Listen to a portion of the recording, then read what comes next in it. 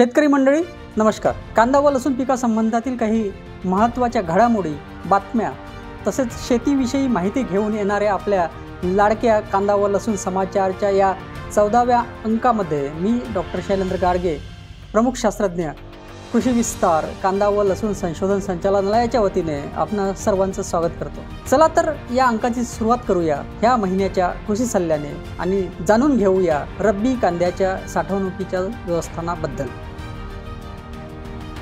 शेतकरी बंधूंनो नमस्कार।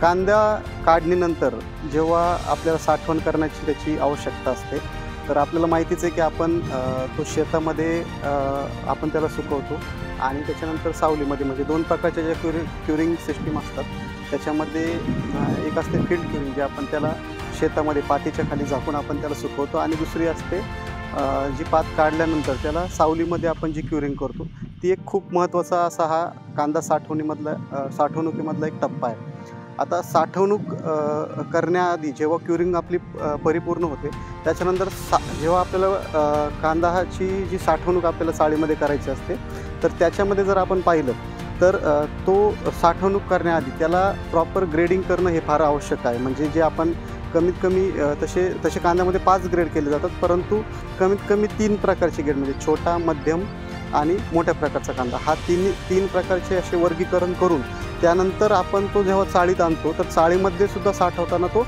त्या पद्धतीनेच तो साठवणूक त्याची करणं फार आवश्यक आहे। आता ही जी चाळ तुम्ही आपल्या इथे पाहतात ही आपली 2 पाकी चाळ आहे। ही एक आपण एक संशोधित प्रकारची ही अशी चाळ आहे ज्याला आपण मॉडिफाईड साईड आणि बॉटम व्हेंटिलेटेड चाळ असं म्हणतो। ही मॉडिफाईड कशा पद्धतीने, तर हिची जी आपण जी खालून जर याची उंची पाहिली, ही खालून 1.5 ते 2 फूट ही चाळ उचललेली असते। त्या व्यतिरिक्त याची जी आपण जे शीट पाहिलं तर हे ॲस्बेस्टस किंवा सिमेंटचे पत्रे याला वापरलेले आहे, आणि पावसाच्या पाण्यापासून देखील याचं संरक्षण व्हावं याच्यासाठी सुद्धा बाजूने याला आपण त्या प्रकारचे पत्रे लावलेले आहेत। आणि याला साठवणूक करताना आम्ही याला मोठा, मध्यम आणि छोटा असं वेगवेगळे वर्गीकरण करून त्याच्यामध्ये आपण याची साठवणूक करतो। तर आपण आज जाऊन आम्ही तो कांदा कसा साठवणूक केला आहे ते आपण याच्यामध्ये पाहूया। कांद्याचं वर्गीकरण झाल्यानंतर आपण जेव्हा साठवणूक करतो तो या प्रकारची जी आमची ही 2 पाकी चाळ आहे त्याच्यामध्ये वेगवेगळ्या प्रकारचे असे हे कप्पे आहेत, आणि त्या वेगवेगळ्या कप्प्यांमध्ये आम्ही वेगवेगळा वर्गीकृत केलेला जो कांदा आहे त्या पद्धतीने आम्ही स्टोअर करतो। एक महत्त्वाची गोष्ट की कांदा साठवणूक करताना जो चांगला कांदा आहे आपण ठेवल्यानंतर आम्ही या प्रकारचे जे हे केसिंग पाईप आहेत, म्हणजे छिद्रे पाडलेले पाईप, हे त्यामध्ये ठेवतो। काही ठिकाणी यामध्ये पंखेही लावले जातात, परंतु आम्ही सध्या या पद्धतीने याच्यात पाईप ठेवतो जेणेकरून जे मधल्या पोकळीमध्ये जी हवा असते त्यांना ती व्यवस्थित लागली जाते, आणि जी गरम हवा तयार होते ती ह्या पाईपच्या माध्यमातून वरती येते। आणि अशाच प्रकारे साधारणतः या एका कप्प्यामध्ये 2.5 ते 3 टन कांदा बसतो। त्याच्यामध्ये आम्ही अशा प्रकारचे 2 पाईप याच्यामध्ये बसवतो, आणि त्या पद्धतीने हे सर्व आम्ही याच्यामध्ये याचं साठवण करत असतो। आजच्या सविस्तर चर्चेत आपण खरीप कांद्याच्या लागवडीविषयी जाणून घेणार आहोत। खरीप कांदा उत्पादनासाठी संस्थेने विकसित केलेले सुधारित कांद्यांचे वाण जसे की भीमा सुपर, भीमा रेड, भीमा राज, भीमा डार्क रेड, भीमा शुभ्रा, भीमा श्वेता, भीमा सफेद या वाणाचा शेतकरी बंधू वापर करू शकतात। खरीप कांद्यासाठी जूनच्या 2ऱ्या किंवा 4थ्या आठवड्यात रोपवाटिकेत बियाणे पेरण्याची ही योग्य वेळ आहे। 1 हेक्टर लागवडीसाठी सुमारे 5 ते 7 किलो बियाणे तसेच 0.05 हेक्टरवरील रोपवाटिका तयार करणे हे आवश्यक आहे। सर्वप्रथम शेतात खोलवर नांगरणी करावी जेणेकरून कीड व तणांचा प्रादुर्भाव कमी होईल।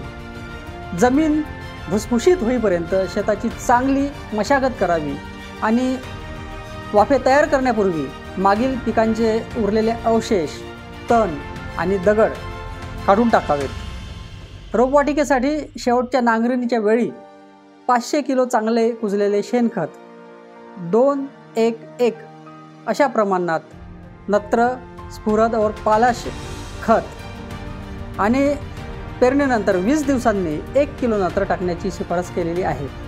रोपवाटिकेसाठी 10 ते 15 सेंटीमीटर उंच, 1 मीटर रुंद आणि सोयीनुसार लांबीचे गादी वाफे तयार करावे.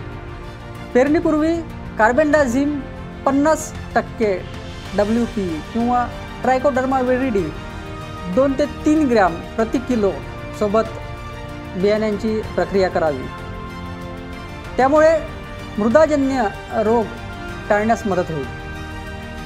निरोगी रोप मिळवण्यासाठी ट्रायकोडर्मा विरिडी 1250 ग्रॅम प्रति हेक्टर या दराने देखील वापरावे. वाफे तयार केल्यानंतर 50 ते 75 मिलीमीटर अंतरावर बी हे ओळीमध्ये 1 ते 1.5 सेंटीमीटर खोलवर पेरावे. पेरणीनंतर बियाणे हे बारीक कुजलेल्या शेणखताने किंवा कंपोस्ट खताने झाकून ठेवावे. रोपवाटिकेतील तण नियंत्रणासाठी बी टाकल्यानंतर लगेचच 0.2% पेंडामिथिलिन ची फवारणी करावी आणि त्यानंतर एक हलके पाणी द्यावे.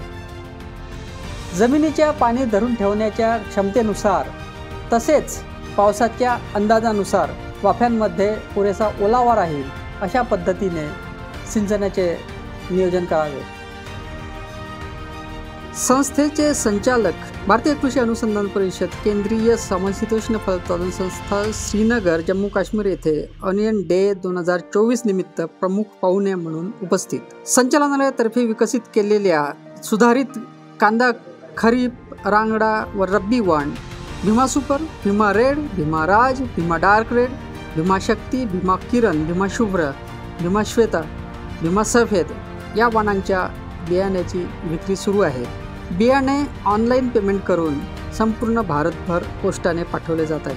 पोस्टाद्वारे ऑर्डरसाठी आपण director.dogr@icar.gov.in वर ईमेल करू शकता किंवा दूरध्वनी क्रमांक 021 35 222 026, मोबाईल क्रमांक 94 23 18 59 41 वर संपर्क साधू शकता आणि संस्थेला भेटसुद्धा देऊ शकता. पारनेर तालुक्यातील शेतकरी श्री बाळासाहेब धुंडीबा साळवे यांनी व्हॉट्सॲपवर रोपवाटिकेतील मर व कांद्यातील पीळ या रोगांचे व्यवस्थापन कशा प्रकारे करावं अशा प्रकारचा प्रश्न विचारला होता.